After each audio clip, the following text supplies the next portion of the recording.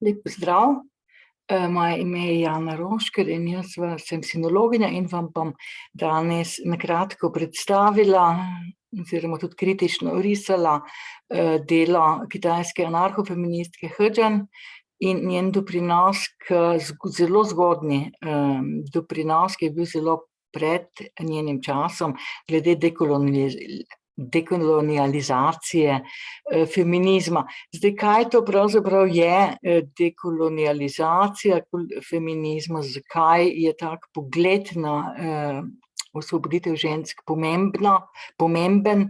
Torej, to bom povedala v prvem delu, v uvodnem delu predavanja, kjer se bom nekoliko podrobneje ukvarjala s tem, zakaj moramo razlike med ženskami razumeti in raziskovati na tak način, da se pri tem izogibamo esencialnim posploševanjem o ženskem vprašanju oziroma o problemih žensk.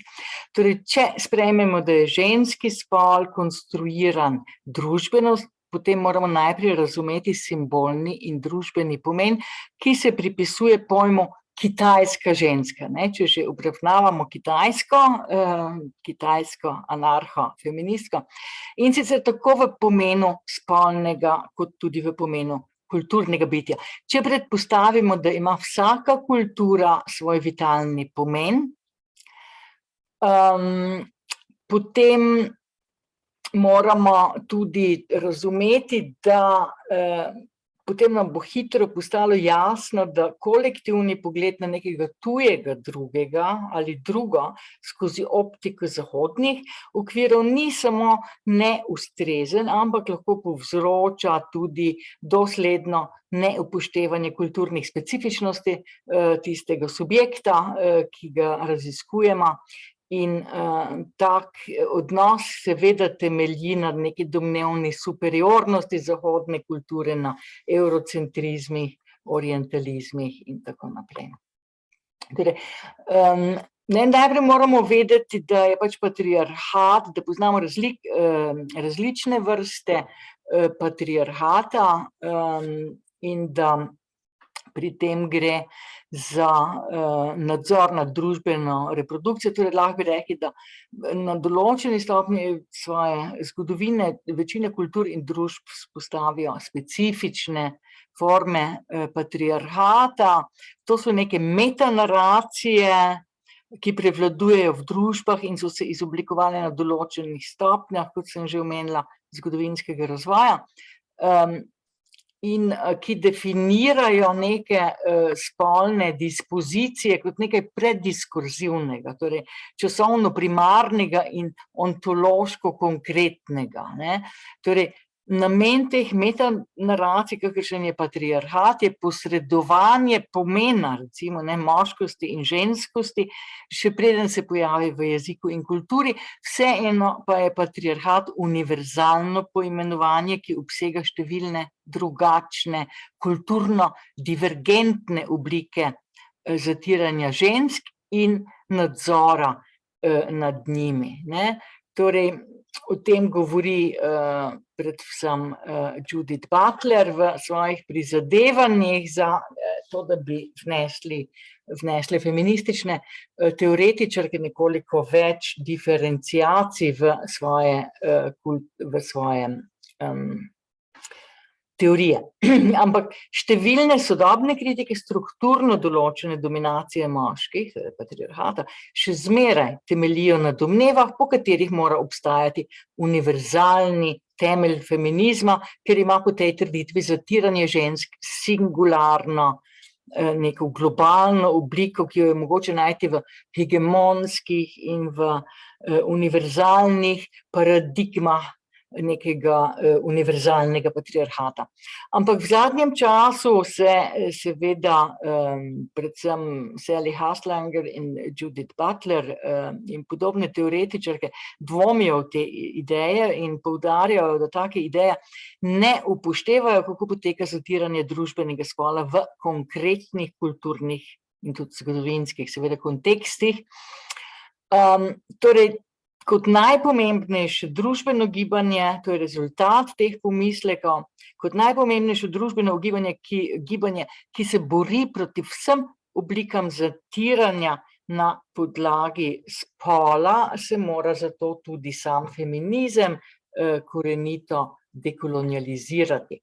No, in v kontekstu razumevanja biološkega in družbenega spola kot nasprotnih polov znotraj dihotomnega vzorca številne sodobne feministične teorije preoprašujejo temelje tradicionalne evropske ontologije ter z njo povezane metafizike in poudarjajo, da nobena čista ontološka kategorija kot taka ni možna, ker koncept biti nikoli ne more biti popolnoma neodvisen od njegove družbene percepcije oziroma tudi od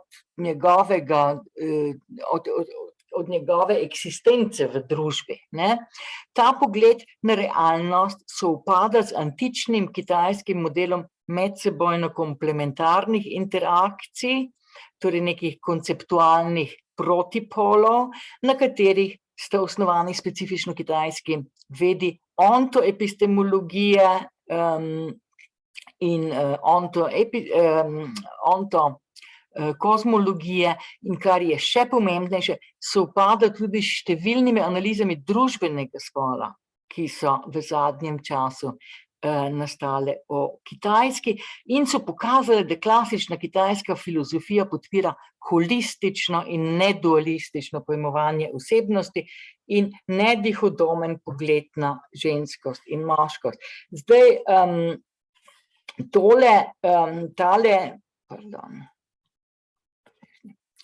tale pogled seveda temelji tudi na konceptualni razliki, na kakšen način v bistvu je kitajska tradicija in evropska idejna zgodovina pravzaprav obdelovala koncept dvojnosti, koncept binarnosti. Binarni koncepti niso nujno hierarhični, to je treba pri tem poudariti, torej ne vsebujejo nujno vrednotenja, kakršno se je razvilo v kartezijanskem dualizmu. Torej, če pogledamo zdaj kartezijanski dualizem, simbolno je označen na desni strani teh dveh shem, in ga primerjamo s kitajskim vzorcem dihotomnega oziroma binarnega razmišljanja, bomo videli, da gre pri kartezijanskem dualizmu pravzaprav za nasprotje, ki je hkrati protislovje, kajti v tem vzorcu, v tej paradigmi se oba dva protipola, ki sta si nasprotna, izključujete. In zato nista samo nasprotna, temveč tvorite tudi protislovje. Medtem ko v komplementarnem modelu, kakršen se je uveljavil znotraj kitajske tradicije, pa sta oba protipola sicer v nasprotju, ampak ker se vzajemno dopolnjujeta in ker sta soodvisna, zaradi tega pravzaprav nista v protislovju. Torej, tu gre za eno zelo pomembno razliko, ampak seveda pa je treba pri tem poudariti, da kitajska tradicija in znotraj nje tudi konfucijanstvo kot najbolj nekako relevanten, najbolj vpliven družbeni diskurs, nikakor nista monolitna idejna zgradba, ampak gre za visoko diferenciran diskurs. Ampak na Zahodu še vedno prevladuje popolno nepoznavanje osnovnih paradigem tega diskurza, tudi denimo glede tega, na kakšen način se znotraj njega dojemajo spoli, pa tudi razmerja med naravo in kulturo. Večina zahodnih teoretikov še zmerom meni, da gre pri kitajski miselnosti za holističen, nediferenciran sistem, ki ne ločuje med biološko determinacijo in družbeno konstrukcijo. Tako pravi, naprimer Žižek, današnje trditve, da so spolne identitete družbeno konstruirane in ne biološko določene, so možne samo zaradi kartezijanske tradicije. Modernega feminizma in antirasizma ni brez Descartesove misli. No, tukaj obe ti dve trditve, ki sta vsebovani v tem citatu, sta napačni in eurocentrični. Najprej si oglejmo, torej prvo, zakaj, ne? Torej on trdi, da so da razlikovanje med družbeno konstrukcijo in biološko determiniranostjo v bistvu možno samo na podlagi Descartesove ločitve telesa in torej materije in ideje, telesa in duha, torej da naj bi kartezijansko-dualistični model bil edini možni način razumevanja družbene konstruiranosti idej, predstav in vrednot. No, to seveda nikakor ne drži, saj so bili že stari Kitajci absolutno socialni konstruktivisti, tako so na primer povedali, da je torej vedno poudarjali, da človeškost, torej tisto, kar nas razlikuje od živali, ampak tu ne gre za neko statično človeško naravo, temveč človeškost v smislu tega, kar je specifično človeškega, ampak kar je lahko dinamično in se spreminja. No, tu gre za ponotranjenje kulturnih norm in vrednot. Tako je Konfucij v svojih analektih zapisal, oziroma zapisali so njegove discipli, Xing xiang jin je, xi xiang yuan je, torej to, kar, kako smo rojeni, ne, v tem, v čem smo rojeni ali na kakšen način, kot kakšni smo rojeni, smo si zelo podobni. Torej v biološkem smislu ni velikih razlik med ljudmi. To, kar nas pa razlikuje, je izobrazba oziroma socializacija. No, in ta izobrazba je bila tudi zelo v ospredju pravzaprav konfucijanske etike, in kar je bilo še pomembno, je to, da je bila ta etika nediskriminatorna, torej Konfucij je poudarjal jau jiao wu lei, torej da lahko se vsi ljudje izobražujejo, ne glede na družbene razrede, ki jim pripadajo. No, in oseba, ki se nenehno uči, seveda ne more imeti neke fiksne esence, in to velja tudi za spole. V procesu izobraževanja, v procesu socializacije se lahko zmeraj preobrazimo, tudi izboljšamo, kar je bil nekako Konfucijev cilj. No, na ta način lahko razumemo tudi znamenito Mencijevo izjavo, ki je del njegovega opisa 5 elementarnih razmerij, Wu Lun, torej tu je šlo za 5 paradigmatskih razmerij, ki so v bistvu prevzete iz družine in se potem projecirajo tudi na državo. No, in en od teh 5 paradigmatskih razmerij je razmerje med možem in ženo, in on pač izpostavi, da je to razmerje opredeljeno z razliko. Vendar tu ne gre za biološke razlike, ampak za razlike v družbenem delu. No, zdaj se pa nazaj na ta Žižkov nesrečni citat, pa poglejmo, rekla sem, da je tudi druga izjava nekako nepravilna, napačna oziroma problematična vsaj. Tu gre za to, da on trdi, da modernega feminizma in antirasizma ni brez Descartesove misli. Torej, ne, videli smo, da je razlikovanje med biološko determinacijo in socialnimi konstrukti, da je del konfucijanskega nauka, del srži konfucijanskega nauka in nikakor ni torej kartezijanska ta diferenciacija edina možna med res cogita pa res extensis, ni edina možna za uvid v to dejstvo. Zdaj pa si poglejmo torej še, kaj je z modernim feminizmom in antirasizmom. Torej, on govori tukaj samo o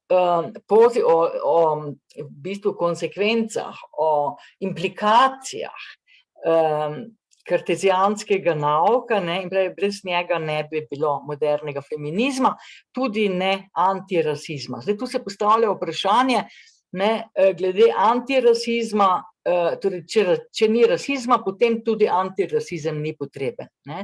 In jaz zdaj nočem trditi, da recimo na Kitajskem ni rasizma, da ne obstaja ta fenomen, vendar pa obstaja v bistvu na individualni ravni, ne obstaja strukturno oziroma politično, kajti strukturni oziroma politični rasizem je plod kolonializma.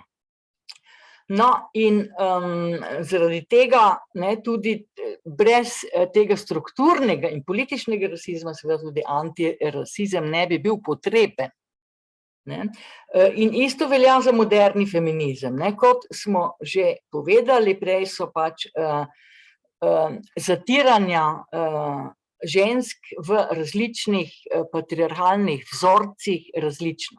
Ti vzorci so kulturno pogojeni in najbrž že sam izraz pove, da je moderni feminizem neka oblika feminizma, ki temelji na modernosti in to na evropskem tipu modernosti, ne.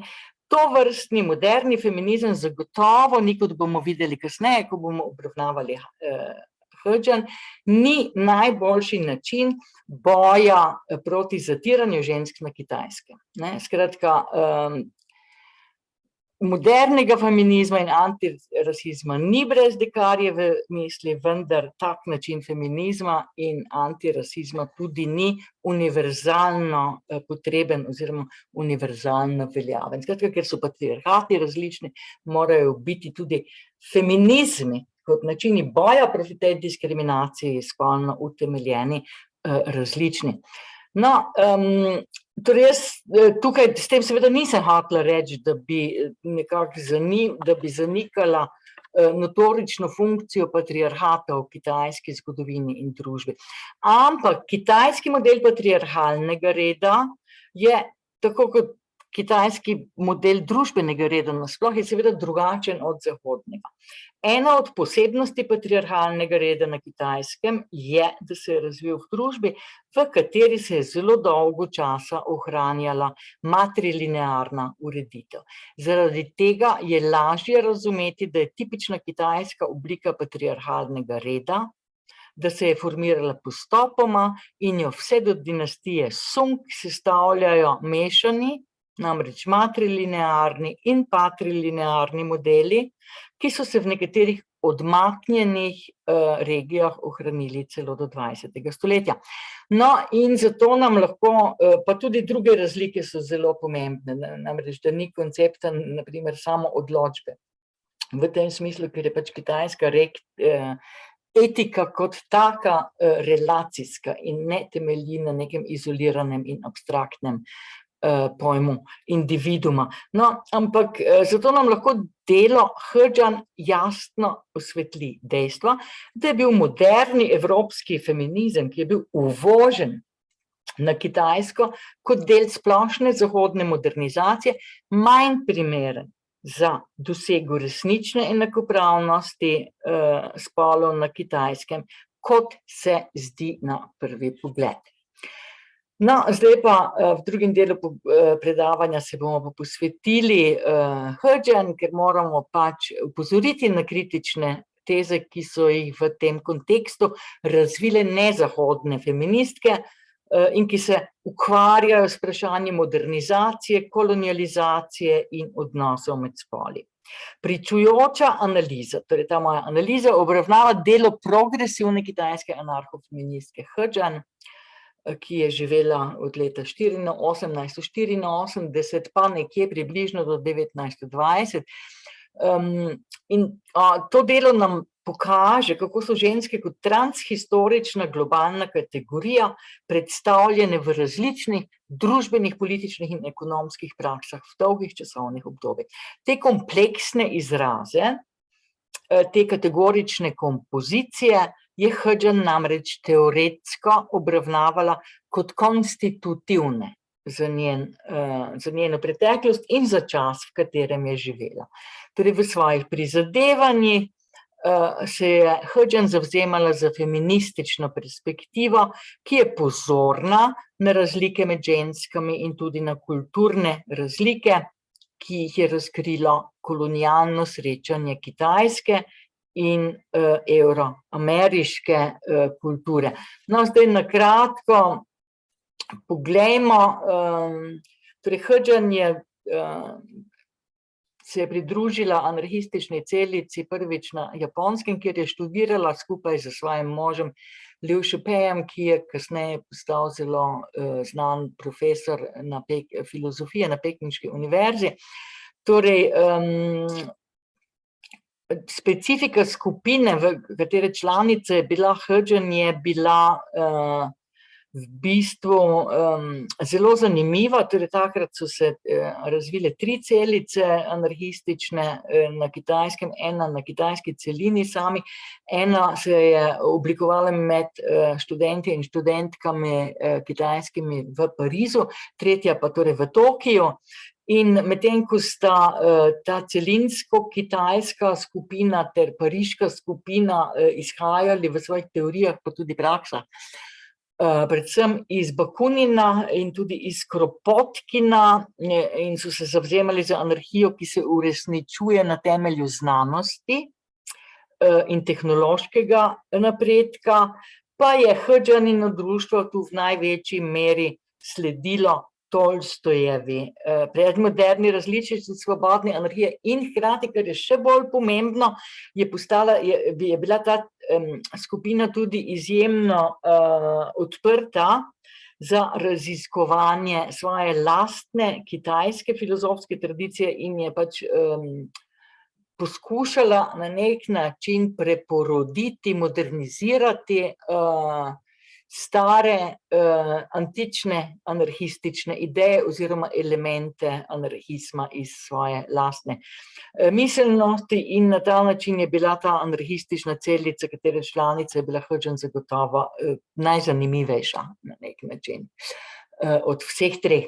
No, Hodžan je v svoji politični filozofiji izhajala iz predpostavke, da družbena svoboda ni možna brez svobode žensk, po drugi strani pa tudi, da seveda osvoboditev žensk nikoli ne je bila možna brez radikalne ekonomske enakosti in socialno resnične pravične družbe, torej brez v bistvu socialistične, komunistične revolucije, ampak medtem ko je pri Marxu nekako osvoboditev žensk predstavljala sekundarno, nasprotje, primarno je bilo nasprotje med razredi, sekundarno nasprotje je bilo pa nasprotje med spoli, je pri Hodžan sta bila oba dva aspekta vidika na nek način komplementarna in tudi soodvisna. Torej, nobena od teh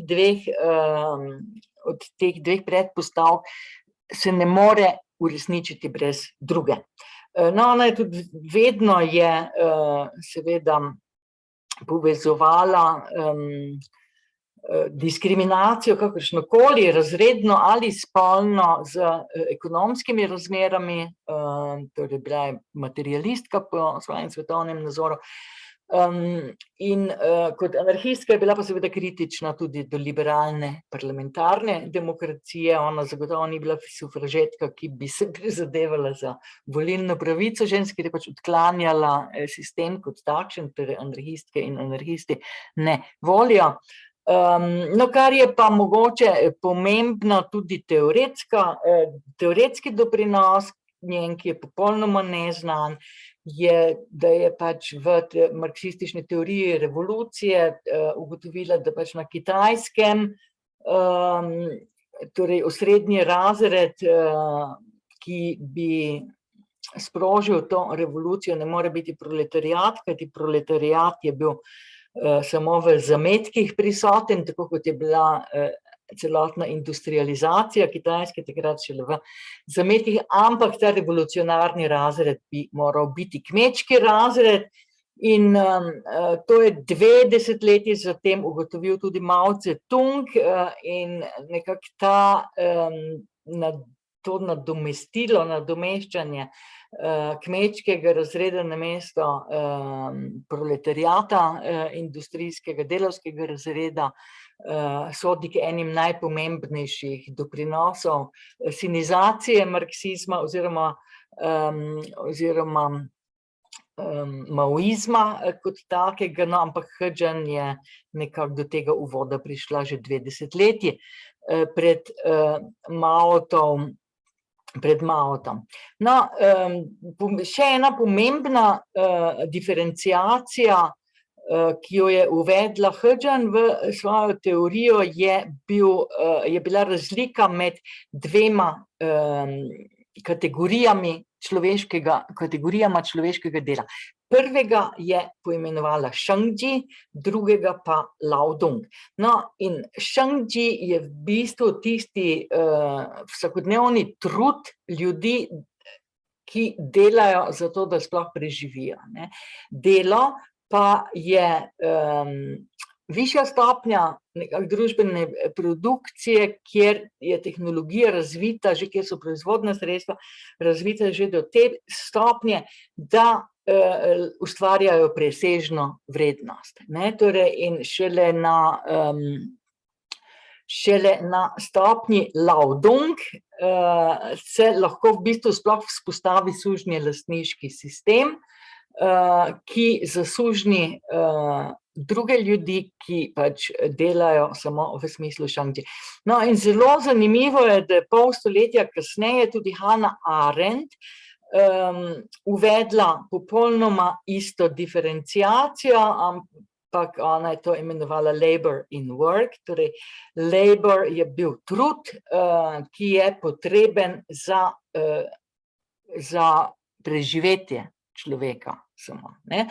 Medtem ko labor je pa work je pa nekaj, kar se vzpostavi že na določeni stopnji tehnološkega razvoja in kjer gre za delo, ki je tudi ustvarjalno. Jaz se tukaj ne strinjam z slovenskim prevodom Arendtine konceptualizacije med labor in work. Mislim, da se mora labor v slovanske jezike prevajati bolj kot trud, work pa kot delo, ne pa kot delo in ustvarjalnost, kot je to prevedla Vlasta Javlišič, ki jo seveda sicer zelo cenim. Zelo cenim njeno delo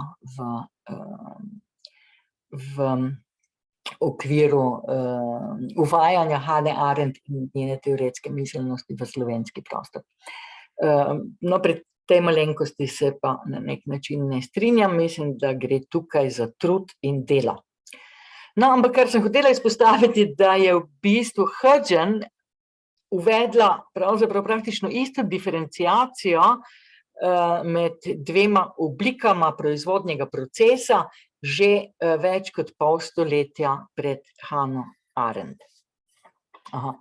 No, potem bi povedala, na kratko bi se ustavila še pri enem konceptu, ki ga je uvedla teoretskem, ki ga je tudi oblikovala, razvila, ona sama vzpostavila, to je koncept Nanny kot koncept družbenega spola, kajti kitajska tradicija ni razvila koncepta spola, temveč samo besedo za moškega in žensko, ne pa tudi besedo za spol kot kategorijo. Po modernizaciji, ki je seveda prišla iz Zahoda, so se v kitajski terminologiji potem vzpostavili 2 novi, drugačni kategoriji moškosti in ženskosti, torej Nanxing in Nuxing, ki pa sta bili zelo biološko opredeljeni, in v tem okviru se je pojavila tudi beseda, ki označuje spol, Xing, ampak ta beseda se nanaša na biološki spol, to je bil prevod v bistvu besede seks. No, ampak že pred tem je Hodžan razvila novo samostojno analitično kategorijo družbenega spola, ki se imenuje Nanny, in to je dejansko družbeni spol, kajti že iz teh 2 pismenk, pravzaprav iz njunega etimološkega pomena, je jasno, da gre za socialni konstrukt. Pismenka Nan, ki je tukaj prva, je sestavljena iz radikala, torej iz osnovnega dela, ki označuje polje, in osnovnega dela radikala, ki označuje moč. Torej moški je tisti, ki svojo moč uporablja na polju, medtem ko je druga pismenka, pismenka za žensko, etimološko, izhaja iz piktograma, ki je prikazoval človeka, ki nosi na rami, tukaj vidimo to prečno črto, ki nosi na rami drog, na katerega se lahko obesita 2 čebra vode. Torej, ženska je tista, ki nosi vodo, ki je pristojna za vodo, ki dela tudi z vodo. No, torej, Hodgson je poudarila, da izraza moški in ženska ne pomenita ničesar naravnega, saj sta rezultat različne socializacije, ne pa nekakšnih različnih prirojenih narav. No, in ona pravi tudi, če bi sinovi in hčerami ravnali na enak način in če bi dobili enako izobrazbo, torej sinove in hčere, potem bi bile enake tudi njihove pravice in odgovornosti in pa potem tudi bi sploh ta 2 izraza, ženskost pa moškost, postala nepotrebna. No, njena kritika pa ni usmerjena samo proti tradicionalnemu patriarhatu, temveč tudi proti latentnemu in subtilnemu, ampak vsekakor obstoječemu mačizmu in seksizmu svojih progresivnih moških kolegov. Pomemben vidik njenega dela je tudi kritika zahodnega liberalizma in njegovih navodil za osvobajanje žensk. Vsi ti vidiki so jasni v njenem znamenitem eseju Problem osvoboditve žensk, Venti, ki ga bomo na kratko predstavili v nadaljevanju. Torej, ta esej je potrebno ponovno ovrednotiti, in sicer v luči sodobnih globalnih emancipacijskih prizadevanj za dosego enakopravnosti med družbenimi spoli, kulturami, sloji in ljudmi vseh porekel, religij in usmeritev. Sodobni feminizem se čedalje bolj povezuje z gibanjem proti rasnemu in proti kolonialnemu zatiranju. Zato se je pomembno upreti kolonialnim epistemološkim strategijam, katerih cilj je integracija različnih oblik moške hegemonije v kategorijo transkulturnega pojma patriarhata. Tudi raziskovanja načel, ki jih patriarhati uporabljajo kot raznolike izraze represivnih nadzornih struktur, zato potrebujejo ponovni premislek z vidika teh kritičnih transkulturnih struktur. Hodgson je torej svojo kritiko usmerila oziroma utemeljila tudi na nekaterih skupnih pogledih anarhistov in drugih progresivnih intelektualcev njenega časa, ki so v tradicionalnih ženskah videli neko oviro za progresivni družbeni razvoj. V njihovih očeh so te konzervativne in neizobražene ženske upravljale samo reproduktivno delo, in to delo je seveda popolnoma odveč, ker bi naj v sodobni pravični družbi to vrstno reproduktivno delo upravljala celotna družba s svojim sistemom storitev, s svojimi storitvenimi sistemi.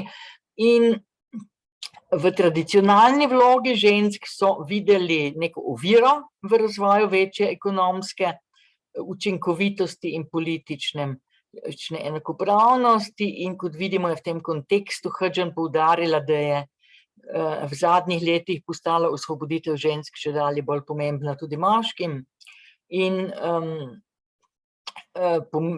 uvedla je pomembno razlikovanje glede aktivne in pasivne osvoboditev žensk. Smisel ima osvoboditev žensk samo, če je aktivna, torej če prihaja od njih, ne pa če prihaja od moških, torej če moški nekako osvobajajo žensko od zgoraj navzdol, paternalistično, potem je to pasivna osvoboditev in to ni dejanska osvoboditev. No, zato ni nobeno presenečenje, pravi Hodgson spet še naprej, da več koristi od take osvoboditve pridobijo moški in ne ženske. Hodgson poudari, da so bile v tradicionalni kitajski ženske zmeraj omejene na območje notranjosti. Torej, v teoriji je bila ta meja pravzaprav obojestranska. Torej, ženskam ni bil dovoljen dostop do zunanje sfere, moškim ni bil dovoljen dostop do notranje sfere, ampak v resnici seveda je bilo pa vedno tako, da so moški zaklepali ženske v tej notranjosti. In ta fenomen je povezan s specifično kitajskim načinom patriarhalnega nadzora nad žensko reprodukcijo. Hodgson je ugotovila, da so v preteklosti možje hoteli zakleniti svoje žene, ampak potem kakor hitro so se pa znašli sredi krize, ki jo je povzročila modernizacija, ki je prišla iz tujine, se je položaj spremenil. V zadnjih letih so torej ti progresivni intelektualci začeli podpirati ideologijo osvoboditve žensk in enakopravnosti spolov. No, in kako to? In ona tudi navede glavne razloge za to moško željo, da naj bi se ženske osvobodile. Prvi je povezan z njihovim ponosom, ker so bili progresivni intelektualci, so seveda morali prevzeti progresivne vrednote Zahoda, katerega kulturo in družbo so imeli za nekaj superiornega in bolj naprednega. Ker je osvoboditev žensk pomemben del družbenega in političnega napredka, so seveda morali tudi v tem vidiku posnemati Zahod. No, drugi in tretji razlog za to moško željo po osvobajanju žensk sta pa bila čisto ekonomske razloge. Zaradi splošne gospodarske krize tistega časa so potrebovali ženske kot partnerke v projektu financiranja preživetja družine, kar je dotlej pripadalo popolnoma moški domeni zunanjih, torej vaj zadev, v katero je bilo ženskam dotlej prepovedano vstopiti. Torej, iz tega zaklenjenega prostora so jih zdaj nagnali ven. In Hodgson zapiše, nekdanji srednji razred se mora zdaj pogostokrat boriti z lakoto, saj mož ne more več sam preskrbeti vse družine. Zato bi bilo zaklepanje žene v nasprotju z njegovimi interesi. No, in tak je tudi ta tretji razlog, torej, ki je tudi ekonomski. Če se drugi razlog nanaša večinoma na žensko delo, je težišče zadnjega razloga jasno povezano z vprašanjem enake izobrazbe. Po mnenju Hodgson so kitajski moški nenadoma razumeli, da je dobro izobraževati svoje žene, ne zaradi njihove nesebičnosti, temveč zato, ker lahko izobražene ženske zaslužijo več denarja kot neizobražene. Torej, tu v tem pogledu je Hodgson zapisala, v preteklosti mož zaradi svojega ugleda ni potreboval izobražene žene, zato ni bilo potrebe po osvoboditvi žensk. Prav nasprotno, v preteklosti je bilo ženskam prepovedano pridobiti neko izobrazbo. No, s pojavom notranje krize in zunanje kolonializacije, ki je prinesla liberalen zahodni tip modernizacije, pa se je vse to spremenilo. Nenadoma je bila kulturna in kultivirana, izobražena ženska pač več vredna od neizobražene, in tukaj Hodgson zapiše, zato jim je bilo dovoljeno učenje različnih veščin, izobražujejo se zato, da lahko tudi zaslužijo denar. Tako ženske nižjih razredov postanejo fizične delavke. Gojijo pridelke, šivajo, pletejo, delajo v tovarnah in tako naprej. Ženskam iz nekoliko višjih razredov družbe pa je zdaj dovoljeno pridobiti tudi nekaj osnovne izobrazbe, zato lahko prevzemajo vloge šolskih učiteljic in medicinskih sester. Pomembno pa je dejstvo, da lahko ženske zdaj prispevajo tudi v družinski proračun. No, Hrčan je poudarjal, da so bile te spremembe družbene vloge in funkcije žensk tesno povezane z gospodarsko premočjo in politično nadvlado Zahoda. To se je spremenilo, piše, zaradi progresivnega vpliva Zahoda, po drugi strani pa je prav stik z Zahodom pognal Kitajsko v veliko revščino. Da bi se ta beda končala, je nujno podpirati osamosvojitev žensk. Torej, ženske ne smejo biti več popolnoma odvisne od moških, torej ona je v bistvu podpirala, seveda je bila feministka tudi, ampak kar je pa kritizirala, je pa to pasivno osvobajanje žensk, kajti tovrstna domnevna neodvisnost, ki je samo telesna, je torej navidezna svoboda. Saj liberalni feminizem, ki je prišel na Kitajsko kot stranski učinek zahodne prevlade in preobrazbe Kitajske v polkolonialno državo, pomenil vse prej kot pozitivno izboljšanje za kitajske ženske. V okviru specifičnih družbenih sprememb, ki so zaznamovale kitajsko družbo tistega časa, so bile ženske spet enkrat zmanipulirane in instrumentalizirane. Ponovimo, prisiljene so bile prodajati svoja telesa, čeprav tokrat niso bile formalno zasužnjene. Vendar je Hrčan poudarila dejstvo, da so bile v tistem času številne kitajske ženske prisiljene prodajati svoja telesa v obliki svoje delovne sile, ko so zagotavljale delo na svobodnem trgu. Ta fenomen je razumela kot razlastitev ženskih teles, kar je primerljivo zanjo s prostitucijo. No, poleg tega je torej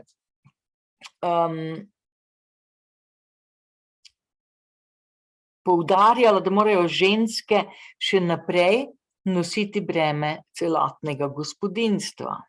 Torej, zahodni koncept osvobajanja žensk vodi v razmere, v katerih morajo ženske nositi dvojno breme.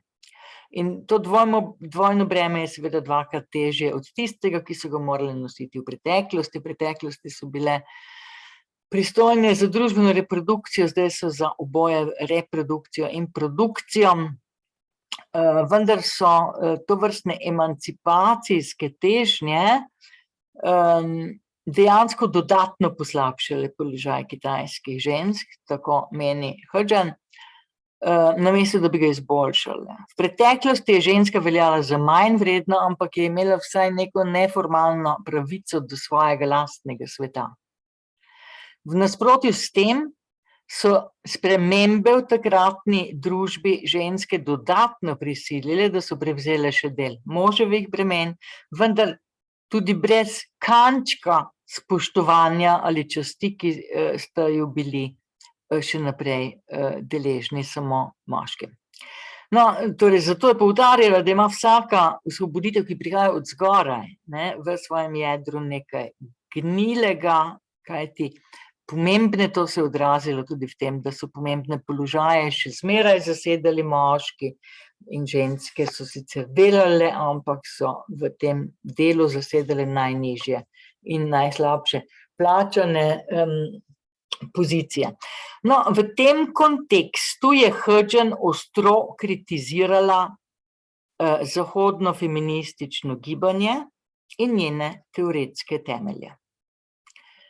Hrčan je menila, da tudi če bi se te ideje zahodnega ženskega gibanja uresničile in bi ženske lahko sodelovale v programu, torej v sistemu političnega odločanja, bi to imelo zgolj majhen vpliv na dejansko življenje večine ženskega prebivalstva. Po njenem radikalnem in anarhističnem mnenju je bil parlamentarni sistem farsa, feministično gibanje pa del procesa meščanskega reformizma. Tudi v sistemu parlamentarne demokracije so ženske še naprej izkoriščane in zatirane, zato ne bi imele časa ali drugih realnih možnosti za ukvarjanje s politiko.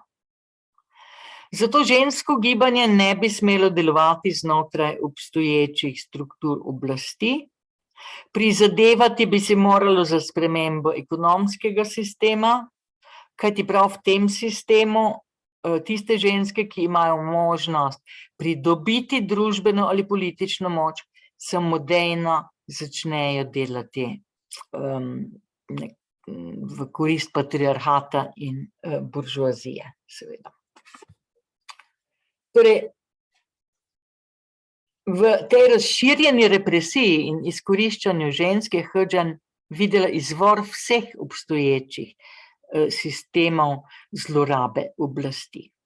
Po njenem mnenju bi postala anarhistična zahteva po odpravi vsake oblike vladavine in nadzora možna samo s hkratno odpravo moške nadvlade in oblasti nad ženskami. Torej, v boju za pravičnejši svet se tako anarhistično gibanje kot tudi gibanje za osvoboditev žensk nikoli ne smeta ponižati na raven konkretnega političnega kompromisa, ki ga nujno pogojuje obstoj sistema oblastnih struktur. Torej, Hodžan v tem kontekstu zapiše: tradicionalne navade so osnovni vir vseh muk kitajskih žensk, to je razlog, zakaj jih je treba ukiniti.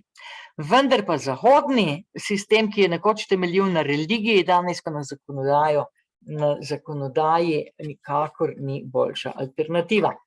Torej, Hodžan se je zelo dobro zavedala dejstva, da je imperialno podobo domnevne superiornosti zahodne kulture težko primerjati z dejanskimi političnimi, kulturnimi in moralnimi vrednotami, ki so pravzaprav dejansko prevladovale v evroameriških družbah. Jasno je bilo, da je svobodo in enakost možno predstaviti kot paradigmatski zahodni vrednoti in kot osnovni lastnosti njene kulturne superiornosti oziroma nadvlade, prav v času, v katerem so bile zahodne države vpletene v suženjstvo, v kolonializem, v razlastninjenje, v zanikanje svobode in enakosti, ne samo za prebivalce kolonializiranih in prebivalke kolonializiranih dežel, temveč tudi za velike segmente zahodnih državljanov, vključno z ženskami. Tako je bila Hodžan prepričana tudi, da oblasti in pravne regulacije, ki jih nadzirajo zahodni pravni sistem, dejansko v resnici ščitijo interese moških. Še več, menila je, da na Zahodu tudi ljubezen podrejena ekonomiji. In to je razlog, zakaj je zahodni koncept svobode dejansko omejen na svobodo oblasti in kapitala. V svoji politični filozofiji je Hodžan hotela dekolonializirati samo obliko zahodnega liberalnega feminističnega gibanja, ki se je na Kitajskem pojavilo kot sestavni del progresivnih političnih idej, ki naj bi nadomestile tako tradicionalne vrednote, kot tudi normativne etične predpise in ureditev, ki je izhajala iz njih.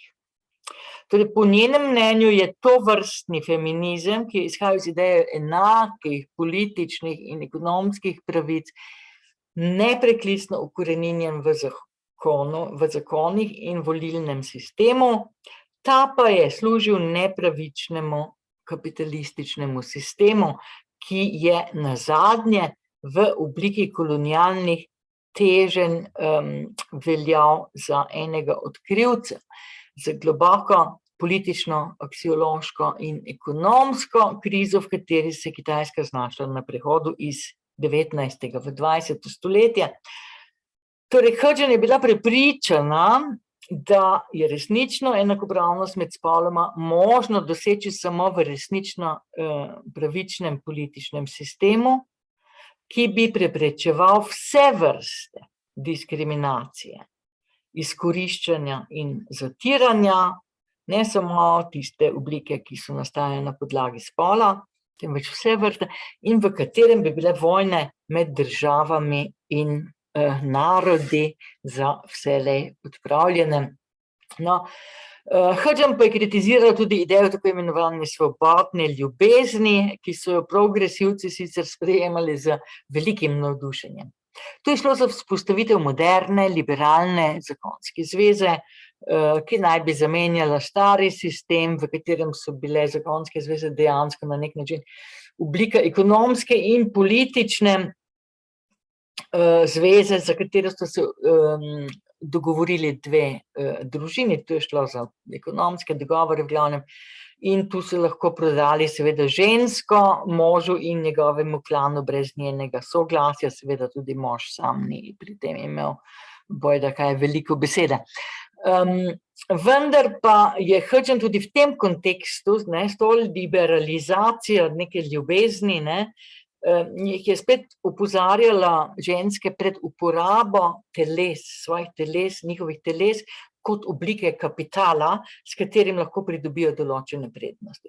Prostitucija je po njenem mnenju, ne glede na to, ali odprta in dolgotrajna, ali latentna in skrita, zmeraj oblika suženjstva in je nikoli ne moremo izenačiti s svobodo.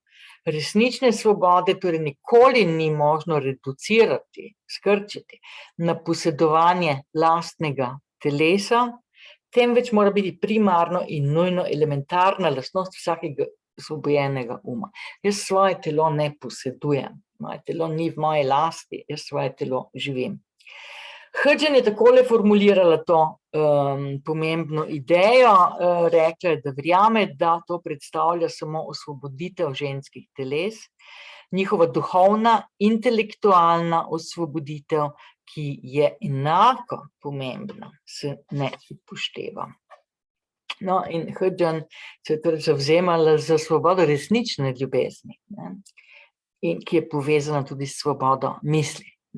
In tukaj bi morda na kratko, preden zaključim, povedala samo še na kakšen način se je zaključilo življenje Hudgens, torej tega ne vemo, vemo pa nekak epilog njenega življenja, torej v tokijski anarhistični celici so se odločili, da bodo izvedli atentat nad nekim reakcionarnim vladnim uradnikom na precej visokem položaju, in kot tolikokrat poprej so se pač odločili, da je najboljše, če atentat izvede ženska, ker ženske so dosti manj sumljive in lahko pištolo skrijejo komot v svojo torbico. No, torej Hudgens je bila izbrana zato, da bo izvedla ta atentat. Ta atentat se je potem sfižil, torej ni uspel, in potem so aretirali Hudgens, pa tudi njenega moža Liu Shupeja, no, in družina Liu Shupeja, ki je bila na Kitajskem zelo vplivna politično, je dosegla, da so naredili neko zamenjavo, skratka Kitajci so Japoncem izpustili neke politične ujetnike in Japonci so pa vrnili Hudgens in Liu Shupeja na Kitajsko. Liu Shupej je potem, kot sem že omenila, postal zelo pomemben profesor filozofije na Pekinški univerzi. Za Hudgens je pa izginila vsaka sled in se sploh ne ve, na kakšen način in kdaj točno je umrla. Nekateri pravijo, da so jo ubili, nekateri pravijo, da je storila samomor, tretji pravijo spet, da se je umaknila v nek zen, torej čan budističen tempelj in tam postala čan budistična nuna. No, naj bo kakorkoli že, tudi če je njen konec zavit v tenčice misterija, pa nam lahko njena miselnost, njena teorija, pa tudi njena praksa pogumna odpre nove perspektive o tem, kako misliti žensko in politično teorijo. Pa tudi o tem, kaj se lahko naučimo od feministične reevalvacije idejne zgodovine človeštva. Morda je razlog za še vedno prevladujočo odsotnost ženske teorije in ženskih teoretičark v tem, da kot kaže, še zmeraj nismo doživele osvoboditve ženske notranjosti in resnične svobode ženske misli. Torej, razlog za prevladujočo, za to odsotnost iz teorije, odsotnost žensk iz teorije je morda ravno v tem, da ženske še vedno nismo osvobodile svoje notranjosti.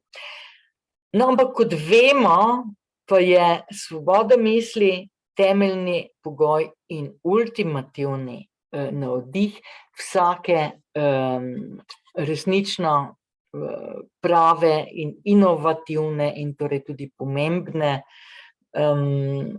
napredne teorije in seveda tudi napredne prakse. No, in s to mislijo bi se tudi poslovila in se vam zahvalila za vaše vztrajno in zelo potrpežljivo poslušanje. Hvala lepa.